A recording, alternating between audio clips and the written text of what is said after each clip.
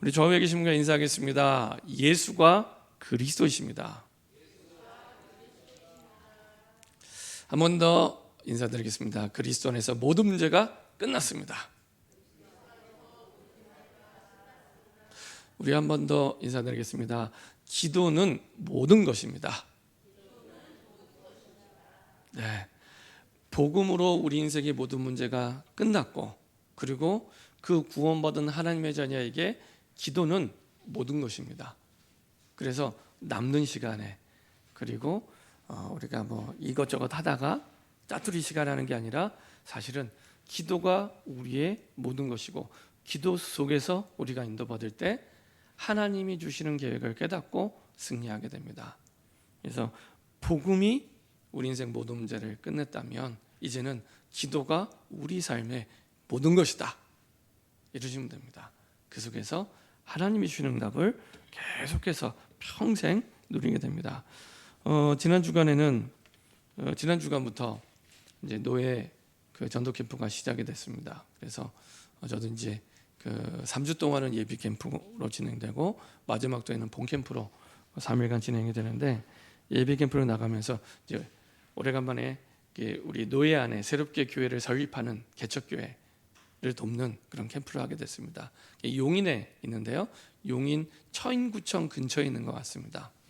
그래서 그 근처에 이제 참 귀중하게 생각하는 소중한 후배 목사님이 이제 그곳에 이제 그 가정에서 예배를 드리다가 조그맣게 상가에 예배당을 얻어서 시작을 하는데, 3월 첫 주에 이제 설립 예배를 드리는데, 그 주변 지역으로 이제 전도하러 나갔습니다. 이제 준비된 전도지를 가지고 이제 예비 캠프부터 이제 현장 전도를 가게 된 거죠. 한 4군데 정도를 들어가게 됐는데, 세 군데는 이제 교회를 다녔던 분들이에요. 그 가운데 한 분은 뭐 다닌 정도가 아니라 본인은 어렸을 때 성경을 삼독했고, 내 주변에 이 사촌 친척의 목사님과 뭐 장로님들이 한 8분 계신, 그런데 본인은 교회를 잘 안 나가는, 이제 말은 바빠서 못 나간다고 하지만 굉장히 마음에 이제 부정적인 생각과 마음을 많이 교회에 대한 가지고 있더라고요. 그래서 이분이 왜 그럴까 이렇게 보니까 여러 가지 많은 교회의 문제, 여러 가지 성도들의 문제, 이런 걸 한참을 얘기를 하시더라고요. 이건 이런 거 아니냐, 저거는 저런 거 아니냐, 한참 얘기를 해요. 그래서 들으면서 이것 때문에 안 나가시는구나. 근데 보니까 이제 지난주에도 말씀드렸지만은, 문제는 항상, 문제를 내가 딱 부딪혔을 때 항상 3가지로 보셔야 됩니다. 항상 3가지로 보셔야 됩니다. 첫 번째가 드러난 문제. 이미 보여진 문제 있잖아요. 드러난 문제가 있고요. 그 드러난 문제에 보이지 않는 숨겨진 문제가 있습니다. 이 사람이 왜 이런 말을 할까? 왜 이런 행동을 할까? 결국에 그 사람의 마음, 그 사람의 생각에서 나오는 거예요. 이게 오래됐습니다. 갑자기가 아니고요, 오래됐습니다. 이 숨겨진 문제입니다. 근데 드러난 문제, 숨겨진 문제 이전에 사실은 3번째 문제가 더 중요합니다. 3번째 때문에 사실은 숨겨진 문제가 됐고 드러난 문제가 된 겁니다. 그게 뭐냐? 근본 문제예요. 근본 문제. 그래서 항상 문제를 보시고 판단하고 진짜 해결하려고 하면 항상 문제를 3가지로 보셔야 됩니다. 근데 거의 99.9%는 드러난 문제만 봐요. 왜 이 사람이 이런 말을 하지? 왜 이런 행동을 하지? 왜 이런 문제가 나에게 왔지? 드러난 문제만 항상 생각해요. 그래서 문제가 뭐 어려운 겁니다. 힘든 겁니다. 반드시 그 드러난 문제에는 숨겨진 문제가 있고, 그 숨겨진 문제에는 근본 문제가 있습니다. 근데 세상 사람들은 대부분 드러난 문제 가지고 판단하고 결정하고 선택하고요. 그리고 조금 생각하는 사람, 뭐 오은영 박사 같은 사람은 이제 숨겨진 문제, 그 사람의 마음 생각까지 보고요. 근데 복음을 모르면 절대로 근본 문제는 모릅니다. 중요한 건 근본 문제 때문에 숨겨진 문제가 왔고, 숨겨진 문제 속에서 문제가 드러난 거예요. 반드시 문제를 보실 때는 이렇게 3가지로 보셔야 됩니다. 그래야 하나님이 주시는 올바른 답을 찾게 됩니다. 그렇지 않으면 계속 하나님과 방향이 맞지 않는 틀린 선택과 다른 방향으로 가게 됩니다. 세상이 모르는 문제, 그래서 하나님만이 해결할 수 있기 때문에 근본 문제를 절대 문제라고 얘기합니다. 하나님만이 해결할 수 있기 때문에. 우리가 구원받을 때도요, 그냥 구원받은 게 아니잖아요. 인간이 해결할 수 없는 이 하나님 떠난 문제와 죄 문제와 사단의 문제는 인간이 해결할 수 없는 그리스도만이 해결할 수 있는 영적 문제구나. 그렇죠? 그리스도만이 해결할 수 있는 영적 문제구나. 이게 근본 문제구나. 그 속에서 숨겨진 문제, 그 속에서 드러난 문제가 나타나게 된 겁니다. 우리 가문의 문제, 우리 자녀의 문제, 우리 남편의 문제, 늘 드러난 문제 가지고 싸웠는데, 다퉜는데, 갈등했는데, 그게 문제가 아니라 숨겨진 문제가 있고 근본 문제가 있구나.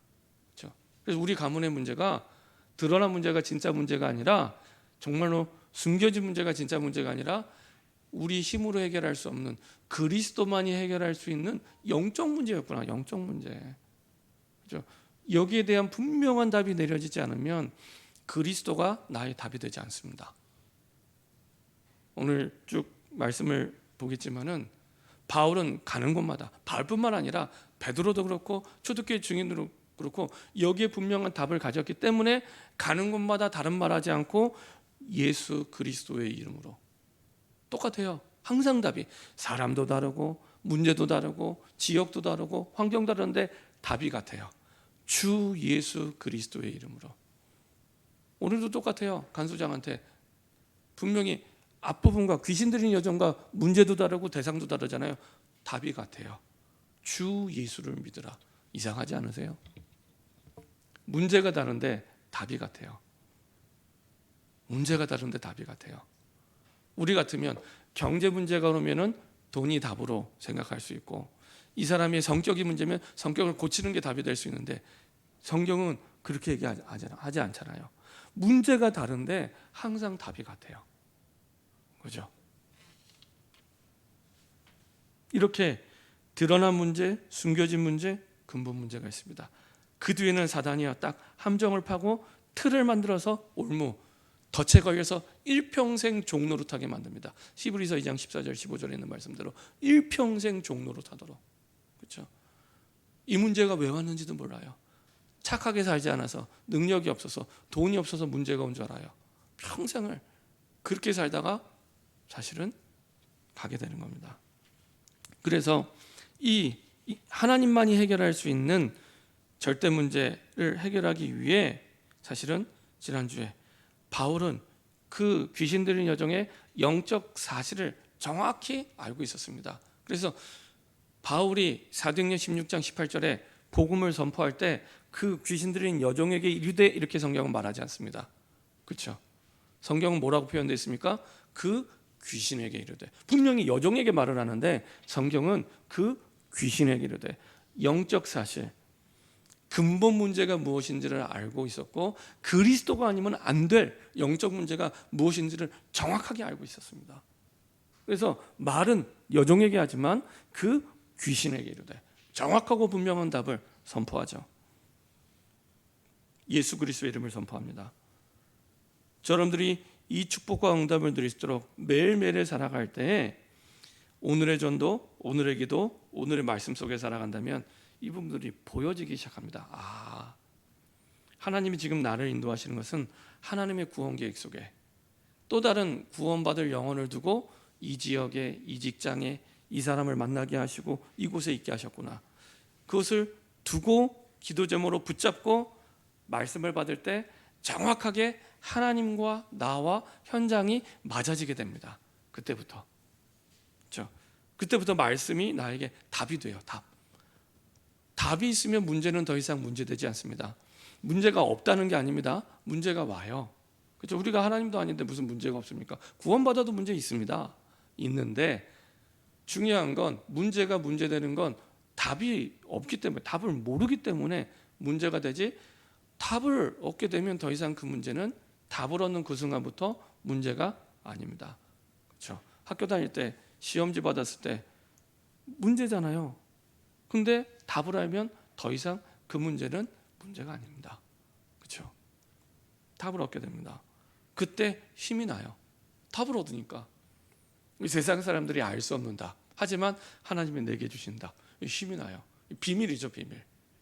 그래서 그리스도를 비밀이라고 얘기합니다. 그렇죠? 모든 사람에게 드러나 있지만 아무나 깨달을 수 없는, 그래서 하나님의 은혜라고 표현을 하죠. 힘이 나고요. 더 중요한 건 반드시 나는 문제라고 생각한 그게 전도의 문이 됩니다. 내가 문제라고 생각하는 그게 전도의 문이 됩니다. 전도의 문이 됩니다. 그러면 하나님과 나와 현장이 딱 맞게 되어 있습니다. 하나님이 매주마다 우리에게 말씀을 주시는 것도 이것 때문에. 그래서 우리가 만나는 모든 만남이 전도의 문이 되고요. 우리가 겪게 되는 모든 일, 전도의 문이 되고요. 그리고 우리가 가는 모든 현장, 전도의 문이 됩니다. 이번에 이제 전도 캠프를 가면 제가 이 얘기를 하려고 합니다. 이 얘기를 모르면 자꾸 전도를 오해하게 돼요. 돌아다니면서 낯선 사람을 만나서 뭔가를 전하는 걸 전도라고 생각해요. 지금도 서울역에 그게 있는지 모르겠지만 명동이나 예수천당 불신지역 아주 복음의 내용을 아주 심플하게 함축한 내용을 맞지만 성경이 말하는 전도는 아닙니다. 오히려 전도의 문을 막는 많은 역할을 해요. 그래서 너무나 큰 열심을 가지고 전도하지만 사실은 하나님이 성경을 통해 우리에게 주신 성경적인 전도는 아닙니다. 그래서 진짜 전도는 내가 있는 삶의 현장. 그래서 전도는 반드시 내 삶과 연결되어 있어야 됩니다. 내 삶과 연결되어 있지 않은 전도는 성경적인 전도가 아닙니다. 그렇죠? 성경을 자세히 보면은 삶과 연결이 되어 있습니다. 삶과. 그래야 지속이 되고 그리고 하나님의 절대 주권 속에 그 속에 있게 하신 겁니다. 이번에 캠프 가면 가장 중요하게 전달할 내용이 그 내용입니다. 전도를 오해하니까 선교지에 있으니까 더 힘들어요. 선교사님들이 더 힘들어요. 너무 수고를 많이 하는데 그거에 비해서 너무 열매가 없는 거예요. 왜냐? 전도를 오해하고 있기 때문에. 지금 내 삶의 현장에 모든 사람, 내가 만난 모든 사람, 모든 일 전부 사실은 전도의 문입니다. 전도의 문입니다. 자, 그 속에서 그 흐름 속에 바울이 이제 이 응답의 흐름 속에서 정말로 귀신 들린 여종을 구원해서 건져냈는데 어려운 문제를 만나게 됩니다. 더 힘든 문제를 만나게 됩니다. 이게 우리 상식과 안 맞는 일이죠. 우리가 막 복음 전하고 그리고 우리가 막 전도를 하면 내 삶이 잘 되고 내 일이 잘 돼야 되는데 자꾸만 문제가 더 오는 거예요. 이해가 안 될 때 많잖아요. 그게 지극히 정상적입니다. 오늘 보니까 분명히 귀신 들린 여종을 구원했는데 하나님 보실 때 얼마나 기쁘고 대단한 일입니까? 근데 더 어렵게 됐어요. 그것 때문에 감옥에 가게 됩니다. 얼마나 하나님께 따질 수 있잖아요. 아니 내가 이렇게 복음 전하고 내가 이렇게 전도 열심히 했는데 감옥에 가는 이런 일이. 근데 바울이요 거기에 대해서 왜 나를 이렇게 감옥에, 그것도 전도한 것 때문에 감옥 가. 전도 안 했으면 감옥에 안 가요. 전도한 것 때문에 감옥에 가는 거예요. 결론적으로 먼저 말씀드리면 거기에는 더 큰 응답, 더 중요한 응답이 있습니다. 자, 첫 번째로 감옥에 가게 된 배경이죠. 성공한 세상 사람들의 기준은 항상 어디에 있냐? 이권에 있습니다. 이권, 이익. 이게 내게 이익이 되냐 안 되냐. 결국에 이것 따라 모든 걸 결정합니다. 이게 내게 이익이 되냐 안 되냐. 어쩔 수 없습니다. 세상 사람들은 이거에 따라 손해가 되면 하지 않고요. 가끔 하는 경우 이제 두려워서 하는 경우가 있는데 그것도 내 이익 때문에, 내가 두려우니까. 근데 결국에 모든 걸 판단하고 결정하는 건 이익 따라, 이권 따라. 오늘 보니까 16장 19절에 여종의 주인들은 자기의 수익의 소망이 끊어진 것을 알고 바울과 시라를 붙잡아 장터로 과일들에게 끌어갔다가, 그러니까 지난주에도 말씀드렸지만 이 지역이 굉장히 여기도 우상 숭배가 많이 산업화되어 있는, 아까도 보시면 알겠지만은 그 대만도 우상 숭배를 많이 하다 보니까 이게 산업화되어 있어요. 그 대만 따이베이의 그 중심부의 비싼 땅에 시내 한가운데 저게 행천궁도 있고 그 다음에 그 용산사도 있고, 그만큼 이 경제가 되는 거예요. 아까 자세히 보시면 못 보셔서 그 지나간 장면이 될 수도 있겠지만 그 불상에 가면 용상사에 가면은 앞부분에 왜 130가지가 되는 부적들 그걸 파는 데 있고요. 그걸 전부 돈 내고 뿐만 아니라 그 법당 안쪽에 보면은 기둥 옆 그 보이는 우상 옆으로 조그만한 불빛들이요. 제가 볼 땐 수만 개가 아니라 거의 수십만 개가 다 켜져 있습니다. 그걸 자세히 보면은 조그만한 불상이 들어가 있고 불을 켜놨어요. 그리고 그 앞부분에는 그 한 사람 한 사람의 기도 제목이 거기 다 적혀져 있습니다. 우리나라도 가보면은 그 절에 가보면은 그렇게 돼 있잖아요. 그게 전부 다 돈입니다.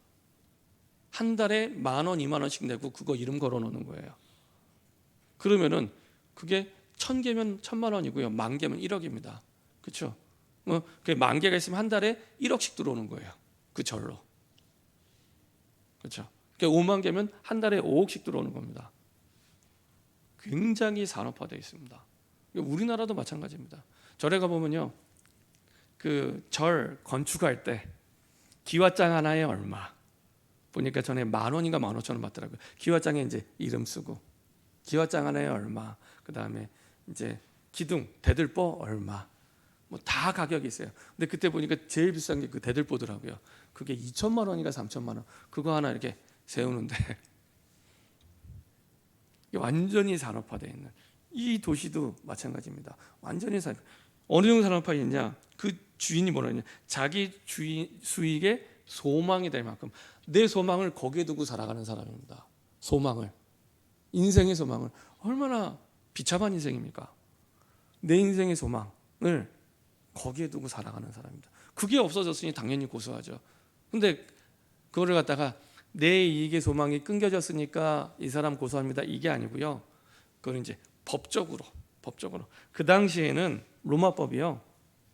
로마가 많은 나라를 다스리고 있잖아요. 많은 민족을. 그래서 그 민족의 종교들을 다 인정해 줬어요. 인정해 줬는데 뭘 금지했냐? 타 민족에게 종교를 강요하는 건 금지되어 있습니다. 지금의 중국이 그렇거든요. 중국이 외국인에게 복음을 전하면 불법입니다. 불법. 자국인이 예배드리고 전하는 건 괜찮아요. 중국인들이. 근데 타국인이 복음을 전하면 불법입니다. 그래서 공안들이 선교사를 잡아가기도 하고 추방하기도 하고 불법이니까. 이 당시에 로마법도 그랬습니다. 다른 민족한테 우리의 종교를 강요하면 불법이라서 잡아가는 겁니다. 그 죄를 가지고 고소를 하는 겁니다. 내 이익의 소망이 끊어진 이게 아니라 이제 마음속에는 그건데 표면적으로는 이 사람이 불법하지 않았냐. 그 뒤에 나오죠.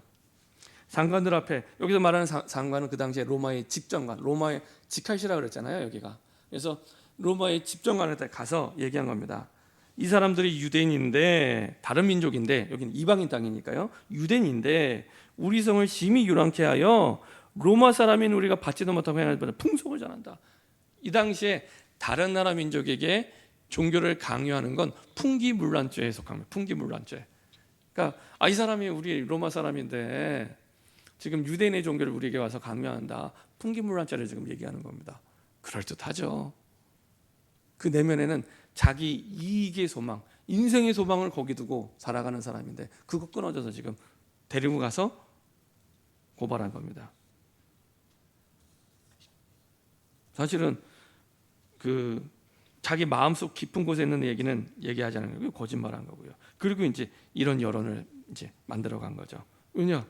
지금 이익의 소망이 끊어졌기 때문에 이런 상황이 된 겁니다. 결국에는 이제 옥에 갇히게 되죠. 아무것도 할 수 없는 상황이 됩니다. 옷을 찢어 벗기고 매로 심하게 치죠. 많이 쳤다고 되어 있는데 어느 정도 고통을 당했냐? 우리 한번 확인해 보도록 하겠습니다. 고린도후서 11장 23절입니다.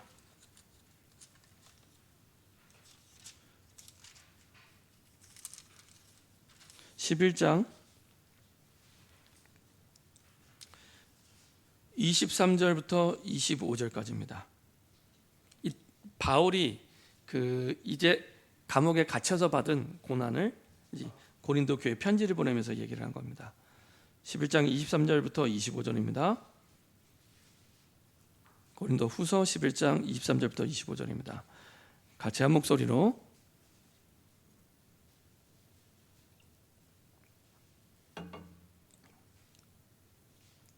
11장 23절부터 25절 같이 한 목소리로 합독하겠습니다. 그들이 그리스도의 일꾼이냐 정신없는 말을 하거니와 나는 더욱 그러하도다. 내가 수고를 넘치도록 하고 옥에 갇히기도 더 많이 하고 매도 수없이 맞고 여러 번 죽을 뻔하였으니 유대인들에게 40에서 하나감한 매를 5번 맞았으며 3번 태장으로 맞고 1번 돌로 맞고 3번 파선하고 일주야를 깊은 바다에서 지냈으며. 그러니까 여기서 3번 태장으로 맞고 1번 돌로 맞고 40의 감한 매도 맞고 감옥에 갇혀서 죽을 뻔하고, 이게 이제 이때 당시에 빌립보 감옥에 갇히게 됐을 때 이렇게 심한 고난을 당하게 되죠. 그리고 나서 이제 많이 친 후에 23절에 옥에 가두고 간수에게 명하여 든든히 지키라 하니, 이제 이렇게 지키게 합니다. 그리고 발골을 든든히 채우죠. 중요한 건 이때입니다.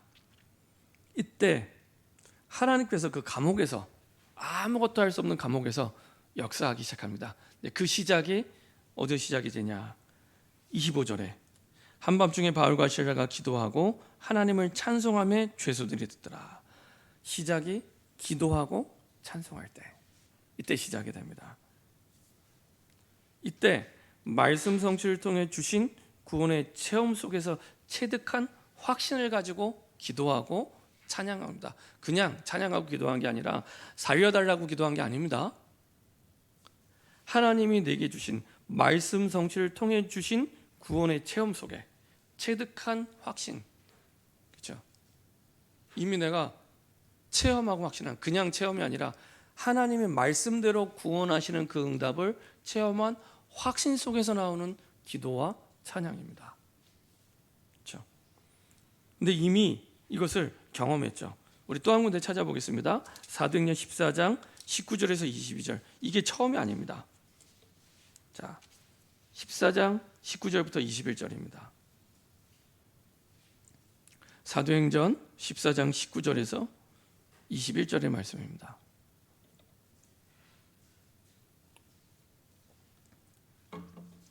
한 목소리 합독하겠습니다. 유대인들이 안디옥과 이고니온에 와서 무리를 충동하니 그들이 돌로 바울을 쳐서 죽은 줄로 알고 시외로 끌어내치니라. 제자들이 둘러섰을 때 바울이 일어나 그 성에 들어갔다가 이튿날 바나바와 함께 더베로 가서 복음을 그 성에서 전하여 많은 사람을 제자로 삼고 루스드라와 이고니온과 안디옥으로 돌아가서, 이미 루스드라 지역에서 전도할 때 심하게 돌로 맞은 적이 있어요. 어느 정도 죽을 때까지. 이때는 1차 전도 여행입니다. 아까 빌립보 지역은 2차 전도 여행. 죽기 직전까지, 기절할 때까지 돌로 맞아서 죽은 줄 알고 성 밖으로 던져놨는데 살아난 거예요. 이쯤 되면 보통 사람 같으면, 그래, 내가 이 성에서 할 만큼 했다, 이 정도면 내가 이제 딴 지역 가서 전도해야겠다, 이러잖아요. 다시 그 성으로 들어갑니다. 다시 그 성에 들어갔더니 어떻게 됩니까? 복음을 그 성에서 전하여 많은 사람을 제자로 삼고, 숨겨진 많은 제자들이 있는 거. 이 중에 누가 있었냐? 디모데가 있습니다. 평생에 가장 사랑하는 영장을 디모데가 여기서 찾아내게 됩니다. 이것을 안 바울이 지금 감옥에 끌려갑니다. 들어가서 찬양하고 기도할 때 이 감옥에서 나가게 달라고 기도한 게 아니라 그 확신이 있었던 겁니다. 분명히 이 속에 하나님의 구원 계획이 있구나. 분명히 하나님의 구원의 응답이 있구나. 그래서 내주장하지 않고 하나님이 열어주시는 그대로를 따라갑니다. 그걸 보고 성령 인도를 합니다. 그게 문제가 됐든 아니든 아무 상관없어요. 그 속에 하나님의 구원 계획이 있는 줄 믿고 그 속에 순순히 간 겁니다. 그렇죠? 그 시작에 거기서 기도와 찬송. 자, 그때 어떤 일이 일어납니까? 16장 26절에 이에 갑자기 큰 지진이 일어나서 옥토가 움직이고 문이 곧 다 열며 모든 사람의 명을 다 벗어니죠. 이 큰 사건이 벌어지게 됩니다. 어느 큰 사건이냐? 간수가 자다가 깨어 옥문들이 열린 것을 보고 죄수들이 도망한 줄 생각하고 칼을 빼어 자결하는. 이때 당시에 간수는 누가 있냐면 군인들이 있습니다. 군인들, 퇴역한 군인들이 주로 이제 간수를 책임지는 이런 역할을 했습니다. 근데 이때 당시에 법이 뭐냐면 그 법률상 만일 내가 지키던 죄수가 도망가잖아요. 그러면 이 죄수의 형벌을 내가 받아야 되는 거예요. 그러니까 지금 깜짝 놀라서 이 죽는 길 말고는 없겠구나 생각을 합니다. 죄수가 한두 명입니까? 갑자기 옥토가 흔들려서 다 도망가게 생긴 거예요. 다 도망갈 줄 알고. 그러면 그 죄수들이 받아야 될 형벌을 내가 다 받아야 되는데요. 죽는 길 말고는 없잖아요. 그래서 자결하려고 하는 겁니다. 그때 바울이 얘기합니다. 그때 바울이 얘기하죠. 바울이 크게 소리질러 이르되 내 몸을 상하지 말라. 우리가 다 여기 있노라. 우리 안 도망갔어. 안 도망가서. 안 도망간 것도 기적이에요.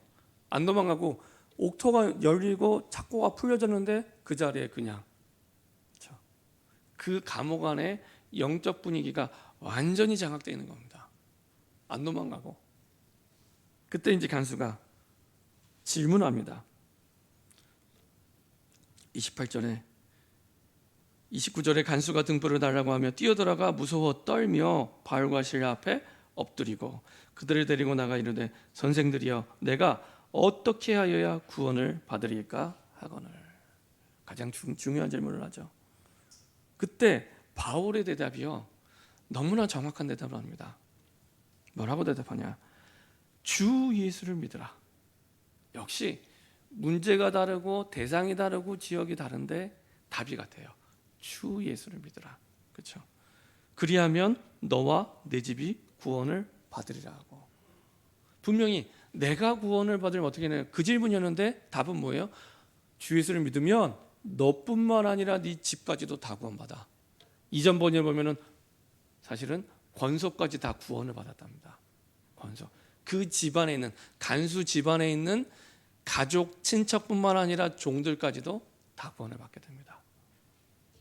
하나님이 이 구원 계획을 두고 바울과 실라를 여기까지 인도하신 거죠. 바울과 실라는 그 구원 계획을 믿고 여기까지 하나님의 인도하심을 따라 그대로 감옥에 들어가는 건데 문제를 만나는 건데 두들겨 맞는 건데 하나님의 인도하심을 따라 그대로 간 거죠. 그때 하나님이 이렇게 중요한 응답의 문들을 여십니다. 그 위에 어떤 일이 일어났습니까? 32절부터 일어날 일들이죠. 주의 말씀을 그 사람과 그 집에 있는 모든 사람에게 전해라. 그렇죠? 하나님의 계획은 이 간수뿐만 아니라 그 집안 전체를 향한 구원 계획이 있기 때문에 이 사람뿐만 아니라 그 집안 전체에 말씀을 전하게 되죠. 반대로 생각하면요, 우리가 구원받을 때는 하나님이 나 혼자 구원만을 두고 나를 부르신 게 아닙니다. 우리 집안의 모든 사람을 살리기 위해 나를 부르신 거고요. 내가 사는 지역의 모든 사람을 위해 나를 구원 계획 속에 부르신 겁니다. 내가 직장에 있는 모든 사람들을 두고 나를 구원하신 겁니다. 그렇죠? 그래서 그 방향을 두고 내가 기도를 시작할 때, 그게 서론을 말씀드린 사모늘인데요. 두고 기도할 때 하나님의 말씀이 나에게 답이 되기 시작하고요. 힘이 되기 시작하고 하나님의 언약이 성취되기 시작합니다. 굉장히 중요한 부분입니다. 지금 하나님의 인도하심을 따라 이런 응답들이 일어나게 되죠. 33절에 그 밤 그 시각에 간수가 그들을 데려다가 그 맞은 자들을 씻어주고 확실하게 회개하고 돌아온 겁니다. 씻어주고 자기와 그 온 가족이 다 세례를 받은 죄수한테 세례 받고요. 확실하게 믿었다는 얘기죠. 그들을 데리고 자기 집에 올라가 음식을 차려주고 그와 온 집안이 하나님을 믿음으로, 이게 하나님의 계획이었던 겁니다. 그와 온 집안이, 이전 번역은 아까 말씀드린 대로 권속들까지, 종들까지 다 예수를 믿게 됩니다. 크게 기뻐하니라. 자, 근데 궁금한 게 하나가 질문이 나오죠. 그게 37절입니다. 바울이 이르되 로마 사람인 우리를 죄도 정하지 않고 공중 앞에 때리고 옥에 가두었다가 이제는 가만히 내보고냐 하느냐? 아니라 그들이 친히 와서 우리를 데리고 나가야 하리라. 사실은 바울이 이런 엄청난 고난을 두들겨 맞고 감옥에 안 가도 돼요. 로마의 시민권이 있었잖아요. 그냥 로마 시민권 딱 처음부터 보여주면 안 가도 된다니까요. 저 같으면 대부분의 사람들은 딱 암행어사 마패 보여주는 것처럼 딱 보여주고 나 로마 사람이야, 나 이런 사람이야, 하고 안 갔을 텐데 그것도 숨기고 성령의 인도를 받게 되죠. 그렇죠? 딱 한 가지 때문에, 하나님의 구원 계획 때문에. 그리고 또 한 가지 중요한 계획은 40절에 나옵니다. 두 사람이 옥에서 나와 루디아의 집에 들어가서 형제들을 만나보고 위로하고 하느니라. 자, 이 지역에 이미 예수님을 영접한 구원받은 사람들이 있었잖아요. 귀신들이 여정도 있었고 루디아도 있잖아요. 나중에 이 사람들이 다 모여서 빌립보 교회가 됩니다. 그런데 아까 로마의 법을 말씀드렸죠. 다른 민족에게 복음을 전하면 불법입니다. 그렇죠? 근데 로마 사람인 바울을 지금 두들겨 팼잖아요. 관리들이 감옥에 넣었잖아요. 근데 중요한 건 이 바울과 루디아와 이 사람들이 관계가 있다는 걸 알겠죠. 그러면 진짜 이 사람들이 복음을 전할 때 쉽게 사실은 방해를 할 수가 없습니다. 그것까지 염두에 두고 사실은 자기의 로마 신권을 꺼내지 않은 겁니다. 이 두 가지. 그러니까 복음의 유익이 되면, 그렇죠? 내가 가진 것이라도 성령의 인도함을 따라 끝까지 가는 거예요. 세상 사람들은 내 이익의 소망을 두고 살아가는데 바울은 복음의 유익이 된다면, 그렇죠? 복음의 유익이 된다면 끝까지 거기에 따라서 모든 걸 결정하고 판단하고 인도받습니다. 그렇죠? 그래서 하나님의 구원을 위해 끝까지 성령 인도받죠. 결론입니다. 처음에 결론부터 말씀드렸지만 어떤 문제를 만나든지 어떤 상황을 만나든지 답은 하나입니다. 주 예수를 믿으라. 주 예수 믿으라. 그러면 하나님은 내가 구원받는 것뿐만 아니라 내 문제에 대한 답을 깨닫는 것뿐만 아니라 내 주변 사람을 향한 구원 계획까지도 하나님이 이루게 하십니다. 내가 지금 문제 당하고 주변 사람들 다 알고 있잖아요. 고민하고 갈등을 다 알고 있잖아요. 근데 내가 진짜 답을 얻으면 나에게만 답이 되는 게 아니라 주변 사람들에게도 답이 되는 증인이 되는 겁니다. 그렇죠? 그것을 기억해 두고 한 가지 답만 붙잡으면 됩니다. 주 예수를 믿으라. 제가 서론에 말씀드렸던 그 어렸을 때 초등학교 때 성경을 삼독하고 친척의 목사님과 장로님이 한 8분 계신 그분은요, 교회는 어릴 때 다니고 성경 삼독을 했지만 예수님을 안 믿는 분입니다. 예수님을 안 믿는 분입니다. 제 마음속에 이분 예수님 안 믿는 분이구나. 드러난 행위에 따른 그 문제를 예수님보다 더 믿는 분이에요. 그 문제를 끝내신 예수님을 그리스도로 안 믿는 분이에요. 그래서 그분의 인생은 평생 어려울 수밖에 없습니다. 예수님을 안 믿는데요. 그분은 그렇게 생각 안 할 거예요. 본인은 예수님 잘 믿는다고 생각할 거예요. 왜냐? 교회 다니냐고 물어봤더니 나 어렸을 때 성경 삼독했다고. 그 말은 나 예수 잘 믿은 사람이야. 이렇게 얘기하는 겁니다. 근데 안타깝게도 그분은 성경은 삼독했을지 몰라도 예수님을 믿지 않는 분입니다. 성경 삼독해서 예수님을 잘 믿을 것 같으면 유대인들은 다 예수님을 잘 믿어야죠. 구약 성경을 달달달 암송하는 사람들인데요. 구약 성경을 들고도 망한 민족이 유대인입니다. 그렇죠? 그래서 성경을 읽는 건 나쁜 일이 아닙니다. 하지만 예수를 믿어야 돼요. 예수를 믿어야 됩니다. 많은 사람들이 예수라는 단어를 들은 걸 예수 믿는다고 착각을 해요. 아닙니다. 그 상가에 들어간 4분 가운데 3분은 교회 다니는 분이라고 했잖아요. 3분 다 사실은 예수 안 믿는 분입니다. 근데 그분들은 다 똑같이 어떻게 생각하냐? 본인들은 다 예수 믿었다고 생각을 해요. 교회에 다닌 걸, 예배에 참석한 걸 믿은 걸로 착각을 한 겁니다. 아닙니다. 그분들은 예수님 안 믿은 겁니다. 증거, 예수님이 누군지 몰라요. 내용이 없어요. 안 믿은 거죠. 뭘 믿은 겁니까? 안 믿은 거예요. 안 믿은 거예요. 심지어는요, 제가 지난주에 그 목양실에 왔더니 편지가 한 통 와 있더라고요. 모르는 주소예요. 근데 성남이에요. 보니까 신천지가 몇 달에 한 번씩 편지 보내요. 교회로. 지난번에는 자필로 보냈더라고요. 그 정성이 대단합니다. 자필로 목사님 인사드립니다. 그러면서 아는 사이처럼 이번에는 자필로 보내지는 않았더라고요. 바빴나 봐요. 인쇄물을 2장 넣어서 보냈더라고요. 주로 교회를 비방하고 교단을 비방하는. 또 당당하게 그 밑에 자기 핸드폰 번호, 인쇄물 2개를 보내는데 그 번호가 둘 다 달라요. 그래서 내가 그러면 안 되는데 또 하도 열받아갖고 제가 전화를 걸었습니다. 전화 걸어서 이거 인쇄물 보낸 거 맞냐? 신천지 아니냐? 왜 자꾸 보내냐? 그 얘기를 했더니 뭐라 막 계세요. 당신이 아직 복음을 몰라서 했더니 아니 복음 안 돼요. 이게 뭐냐? 몰라요.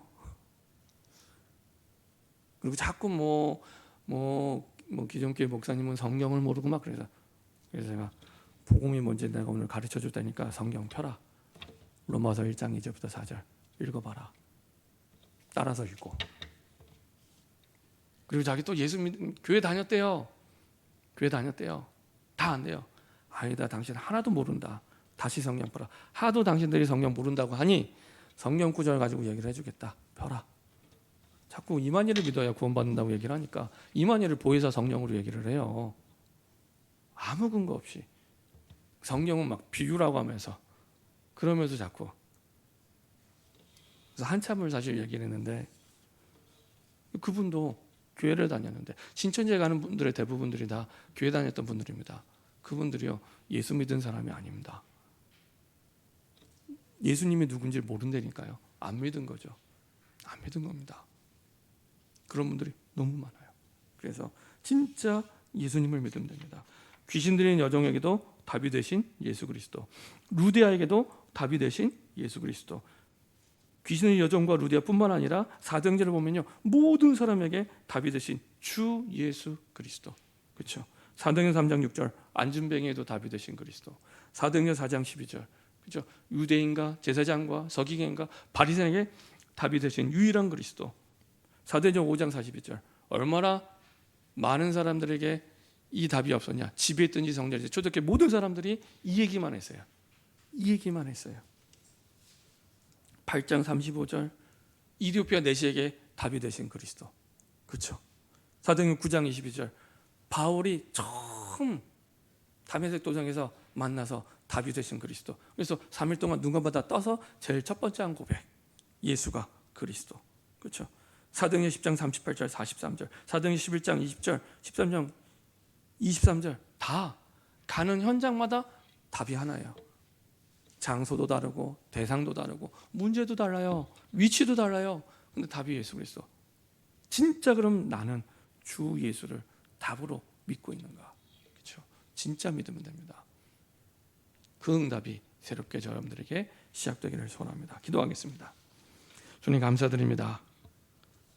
주 예수를 믿는 것이 무엇인지 분명히 보여줄 수 있는 새로운 시작이 되게 하여 주옵소서. 많은 사람들이 주여 주여 하지만 예수님을 믿는다고 하지만 믿지 않는 이 시대 현장 속에 정확하게 예수가 그리스도 되심을 믿고 증거하는 증인으로 설 수 있도록 축복하여 주옵소서.